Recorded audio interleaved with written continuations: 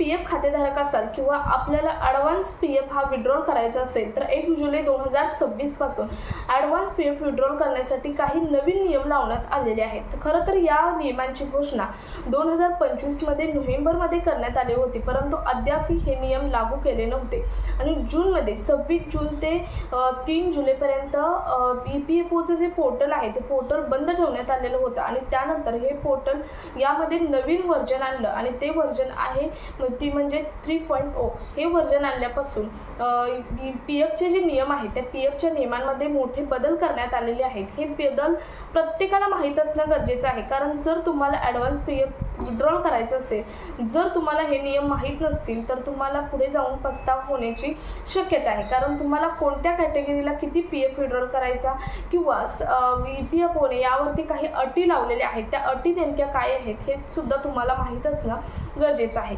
काही कॅटेगरी अशा आहेत की ज्या कॅटेगरीमध्ये तुम्हाला पूर्ण सर्व्हिसमध्ये 3 ते 4 वेळा पी-एफ काढता येऊ शकतो. काही कॅटेगरी अशा आहेत की तुम्हाला 100% पी-एफ काढता येऊ शकतो.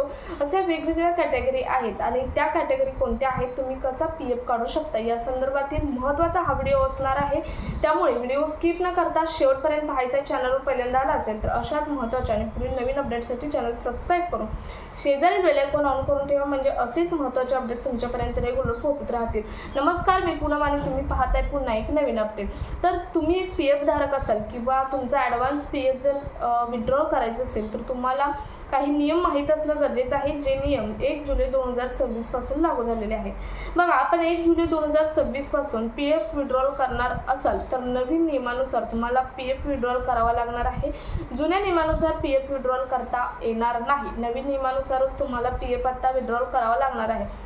समजा जर आपण पी-एफ खातेधारक आहात की वर्तमानमध्ये म्हणजेच तुम्ही सध्या नोकरीवरती आहात आणि जर तुम्हाला पी-एफ विड्रॉल करायचं असेल तर त्यासाठी नियम कोणते आहेत, त्यांच्यासाठी नवीन नियम लागू झालेले आहेत, ते कोणते आहेत त्यात आपण पाहणार आहोत. आता ॲडव्हान्स पी-एफ म्हणजे जे नोकरीला सध्या आहेत, म्हणजे वर्तमान स्थितीत नोकरीला आहेत अशाच व्यक्तींना किंवा अशाच पी-एफ खातेधारकांना पी-एफ काढता येणार आहे किंवा सर्वांना, म्हणजेच वर्तमानमध्ये नाहीत त्यासाठीच्या अटी वेगळ्या आहेत. परंतु आपण आजच्या व्हिडिओमध्ये ॲडव्हान्स पी-एफ काढण्याच्या अटी कोणत्या आहेत किंवा रूल काय आहेत नवीन ते पाहणार आहोत. बघा, ॲडव्हान्स पी-एफ विड्रॉल जे जुने नियम होते यामधील काही सारे कन्फ्युजन होते, म्हणजे कोणत्या कॅटेगरीसाठी आपण किती पैसे विड्रॉल करू शकतो, म्हणजे वेगवेगळ्या कॅटेगरीसाठी वेगवेगळे नियम.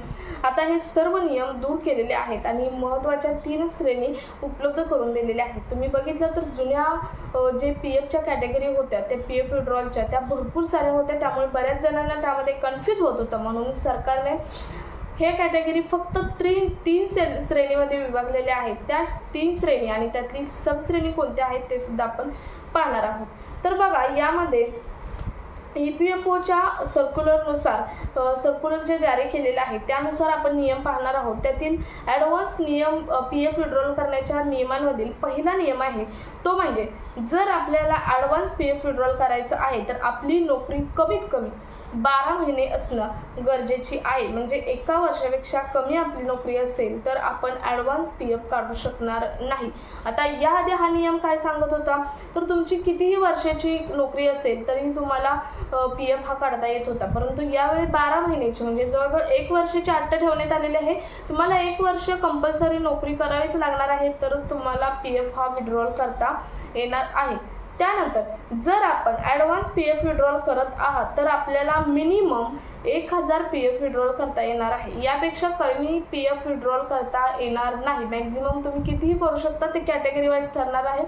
परंतु तुम्हाला जर कमीत कमी पी-एफ विड्रॉल करायचं असेल तर तुम्हाला 1000 करावं लागणार आहे किंवा त्यापेक्षा जास्त. त्यापेक्षा कमी पी-एफ तुम्हाला विड्रॉल करता येणार नाही. त्यानंतर पुढची कॅटेगरी आहे ती म्हणजे पुढचा रूल आहे तो म्हणजे कमीत कमी आपल्याला 25% रक्कम ही पी-एफ खात्यामध्ये कंपल्सरी ठेवणं गरजेचं आहे. आता हा नियम खरं तर 2025 मध्ये घोषणा केली होती, तेव्हा सरकारने स्पष्ट केला होता, परंतु लागू मात्र झालेला नव्हता. परंतु आता 1 जुलैपासून लागू झालेला आहे. तुम्हाला कंपल्सरी तुमच्या पुढच्या सेव्हिंगसाठी आणि तुमच्या भविष्यासाठी 25% रक्कम ही पी-एफ खात्यात ठेवायचीच आहे.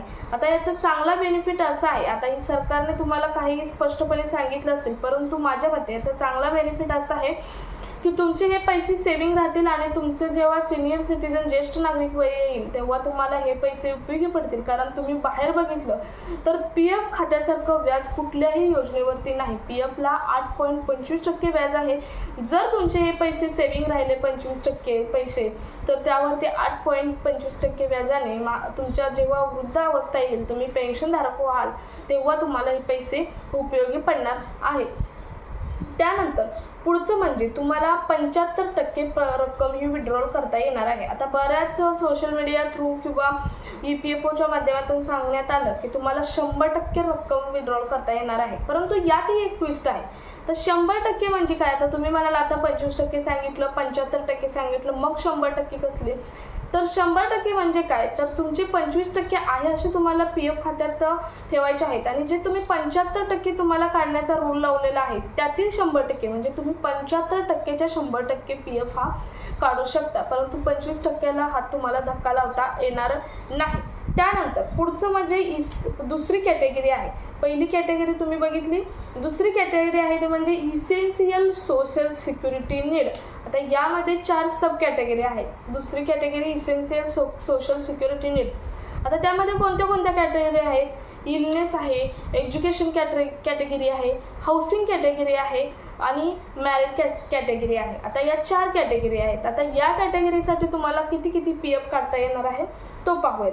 बघा, पहिला आहे इलनेस. आता इलनेस मग कोणाचा? सेल्फ किंवा फॅमिली, म्हणजे स्वतःसाठी किंवा फॅमिलीच्या इलनेससाठी, म्हणजे थोडक्यात आजारपणासाठी तुम्ही पैसे काढू शकता. आता बघा, 75%तील 100% रक्कम तुम्हाला इथे काढता येणार आहे. म्हणजेच 25% आहे अशी 75%तील 100% रक्कम हे तुम्ही इलनेससाठी काढू शकता. परंतु 1000च्या आत रक्कम तुम्हाला काढता येणार नाही. 1000च्या वरती 75%तली 100% रक्कम तुम्ही काढू शकता. 1 वर्षात आपल्याला 3 वेळा ही रक्कम 3 रिझनसाठी आपण ॲडव्हान्स PF काढू शकतो. एका वर्षात 3 रिझनसाठी तुम्ही ॲडव्हान्स PF म्हणजेच इलनेसच्या 3 रिझनसाठी तुम्ही ॲडव्हान्स PF हा काढू शकता. त्यानंतर बघा, एज्युकेशनल कॅटेगरी. एज्युकेशनल म्हणजे स्वतःचा असो किंवा फॅमिली, म्हणजे सेल्फ असो किंवा फॅमिली एज्युकेशन असो, याच्यासाठी तुम्ही PF काढू शकता. 75%तला 100% म्हणजे तुम्ही 75% मधला 100% PF हा काढू शकता. यासाठी तुम्हाला 10 वेळा आपल्या पूर्ण म्हणजे तुमची जी पूर्ण सर्व्हिस आहे या सर्व्हिसमधील 10 वेळा फक्त तुम्ही एज्युकेशनसाठी PF काढू शकता. आता इलनेससाठी वर्षातले 3 वेळा आणि तुमच्या पूर्ण सर्व्हिसमधील 10 वेळा फक्त तुम्ही एज्युकेशन कॅटेगरीसाठी PF हा काढू शकता. त्यानंतर मॅरिड म्हणजे लग्नासाठी, म्हणजे स्वतःच असो किंवा फॅमिलीमधील असो, तुमच्या फॅमिलीतल्या कोणाचंही, त्याच्यासाठी तुम्हाला PF काढायचं असेल तरी सुद्धा तुम्ही 75%तले 100% PF काढू शकता. पूर्ण सर्व्हिसमध्ये हा PF तुम्हाला 5 वेळा काढता येणार आहे. 5 टाइम्स तुम्हाला PF काढता येणार आहे लग्नासाठी. त्यानंतर पुढचं म्हणजे हाऊसिंग कॅटेगरी, म्हणजेच घरासाठी. मग घराच्या कोणतेही घर घेण्यासाठी असो, घर बांधण्यासाठी असो, कोणत्याही कारणासाठी घराच्या तुम्हाला 75%तला 100% PF काढता येणार आहे. तुम्हाला पूर्ण सर्व्हिसमध्ये फक्त 5 वेळा हा PF काढता येणार आहे. तर या 4 कॅटेगरी आहेत तुमच्या सोशल सिक्युरिटीमध्ये. आणि पहिलं तर आपण बघितलेलं आहे 75% मधील 100% तुम्हाला PF काढता येणार आहे. तर हे ॲडव्हान्स PFचे 1 जुलै 2026 पासूनचे लागू झालेले रूल आहेत. प्रत्येक PF खातेधारकाला माहीत असणं गरजेचं आहे. त्यामुळे ज्या कोणाला डाऊट असेल तर कमेंटमध्ये, याबद्दलही कोणाला डाऊट असेल तर कमेंटमध्ये जरूर विचारू शकता. तुम्हाला नक्की त्याचा आन्सर दिला जाईल. हा व्हिडिओ जास्तीत जास्त PF खातेधारकांपर्यंत शेअर करा. भेटूयात पुढच्या एका अपडेटसोबत. तोपर्यंत धन्यवाद.